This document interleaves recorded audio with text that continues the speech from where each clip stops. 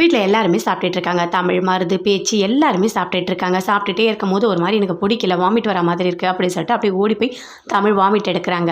அங்கேருந்து கூப்பிடுறாங்க. கூப்பிட்டு ஸ்வேதா பாரும்மா தமிழ அப்படின்னு சொல்றாங்க பேச்சு. தமிழை செக் பண்ணுறாங்க ஸ்வேதா.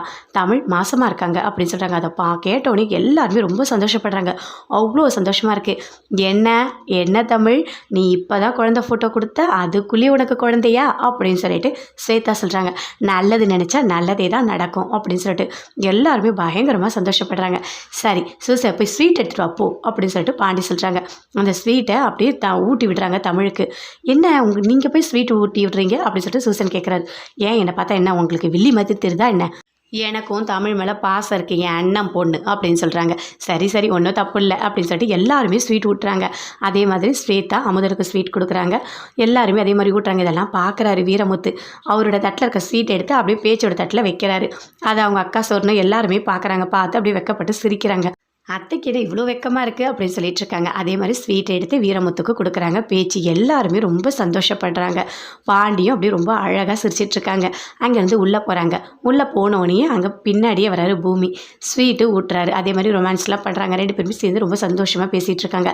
எனக்கு இவ்வளோ சந்தோஷமாக இருக்குது தெரியுமா, தமிழ் மாசமாக இருக்கிறத நினச்சா அப்பா மனசு முழுக்க அவ்வளோ சந்தோஷமாக இருக்குது அப்படின்னு சொல்லிட்டு இருக்காங்க. இதெல்லாம் பார்க்குற அஞ்சலிக்கு பயங்கரமாக கோவம் வருது. அப்படியே உள்ளே போகிறாங்க. போயிட்டு ரெஜினா 2 பேருமே பேசிக்கிறாங்க. பயங்கரமாக கோவத்தோடு பேசுகிறாங்க. இந்நேரம் நல்லா மாட்டி இருப்போம். என்ன நடந்தது பாத்தியாமா, எப்படி அந்த தமிழ் ஃபோட்டோ கொண்டு வந்து கொடுத்துட்டா பாத்தியா, அப்படியே முத்தழகு குழந்த மாதிரியே இருக்கு. ஐயோ அப்பா அவ்வளோதான். நல்ல வேளை தமிழ் மாசமாக இருக்கிறதுனால எல்லாரோட எண்ணமும் வேறு பக்கம் திரும்பிடுச்சு. அப்படி மட்டும் இல்லை நம்ம கண்டிப்பாக மாட்டியிருப்போம் அப்படின்னு சொல்லிட்டு அஞ்சலி சொல்கிறாங்க. ஆமாம் ஆமாம், உன் நேரம் நல்ல நேரமாக இருக்குது. அதனால தான் வீரமுத்து அடிக்கடிக்கு உன்னை காப்பாற்றி விட்டுட்டு இருக்காரு. இல்லைனா நீ இங்கே இருக்கவே முடியாது அப்படி சொல்லிட்டு ரெஜினா சொல்கிறாங்க. நீ சொல்கிறது என்னவோ உண்மைதாம்மா. பாத்தியா எனக்கு என்னால் தாங்கவே முடியல. எப்படி பாருமா அதே மாதிரி முகம். அப்பா அம்மா மாதிரி பின்ன குழந்தை இருக்காம வேறு யார் மாதிரி இருக்கும், உன்ன மாதிரியா இருக்கும் அப்படி சொல்லிட்டு ரெஜினா சொல்கிறாங்க. நம்ம 2 பேருக்கும் தெரியும் முத்தழகு தான் குழந்தையோட அம்மானு. இதுக்கும் மேலே என்ன பண்ண போகிற விடு அதோட அப்படின்னு சொல்லிட்டு ரெஜினா சொல்லிட்டு இருக்காங்க. முத்தழகு மீனாட்சி 2 பேருமே சேர்ந்து வெளியே போகிறாங்க. குழந்தைய தூக்கிட்டு போகிற வழியில் ஒரு ஜோசியக்காரங்க சொல்கிறாங்க. இங்கே பாருமா, நல்லா தெரிஞ்சுக்கோ, தொலைஞ்ச உன் குழந்தை எல்லாமே கிடைக்கும். நீ இங்கே வந்து ஜோசியம் பாரு அப்படின்னு சொல்கிறாங்க. ஏதோ தொலைஞ்சதெல்லாம் கிடைக்கும்னு சொல்கிறாங்க. நான் போய் பார்க்கட்டுமா அப்படின்னு சொல்லிட்டு முத்தழகிட்ட மீனாட்சி கேட்குறாங்க. சரி வாங்க போய் பார்க்கலாம் அப்படின்னு சொல்லிட்டு போய்ட்டு அங்கே ஜோசியம் பார்க்குறாங்க. அப்போ சொல்கிறாங்க, என்னோட குழந்தை தொலைஞ்சிடுச்சு அப்படின்னு சொல்லிட்டு. அந்த குழந்தை தொலைஞ்சதுன்னவோ யாராலேயே தான், ஆனால் அந்த குழந்தை கிடைக்கணும்னு இருக்குது. அந்த கடவுளோட அருள் உனக்கு இருக்குது. கண்டிப்பாக அந்த குழந்தை கிடைக்கும். சரியா, நீ நிம்மதியாக போ. அந்த குழந்தை வேறு எங்கேயும் இல்லை, உன்னை சுற்றி சுற்றி உன் பக்கத்துலேயே தான் இருக்குது அப்படின்னு சொல்கிறாங்க.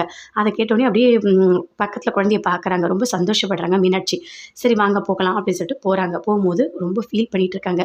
என்னோடய குழந்தை தானாக தொலைஞ்சா கூட கிடச்சிரும், ஆனால் என் வீட்டுக்காரர் வேணுனே கொண்டு போய் பணத்துக்காக விற்றுட்டார். எனக்கு அதான் ரொம்ப கஷ்டமாக இருக்குது. எனக்கு இருந்தாலும் என் பையன் என்னை பார்க்க திரும்ப வருவான்னு நான் ஒரு நம்பிக்கையில் தான் வாழ்ந்துகிட்டு இருக்கேன் அப்படின்னு சொல்லிட்டு மீனாட்சி முத்தழகிட்ட சொல்லிட்டு வராங்க. கண்டிப்பாக உங்களுக்கு நல்லதே நடக்கும், நீங்கள் கவலையே படாதீங்க, உங்கள் குழந்தை உன்னை தேடி வரும் அப்படின்னு சொல்லிட்டு முத்தழகு மீனாட்சிகிட்ட சொல்லிட்டு வராங்க. 2 பேருமே சேர்ந்து நடந்து வந்துட்டுருக்காங்க. பயங்கரமாக ஃபீல் பண்ணிகிட்டே வராங்க. அப்படியே மீனாட்சி, விடுங்கக்கா, கண்டிப்பாக உங்கள் குழந்தை உங்ககிட்ட வரும்னு நான் சொல்லிட்டேன்ல அப்படின்னு சொல்லிட்டு இருக்காங்க. சரிம்மா அப்படின்னு சொல்லிட்டு 2 பேருமே சேர்ந்து நடந்து வந்துட்டுருக்காங்க. வீட்டில் எல்லாருமே ரொம்ப சந்தோஷமாக இருக்காங்க. பேச்சு சொல்கிறாங்க, என்ன இங்கே அப்படின்னு.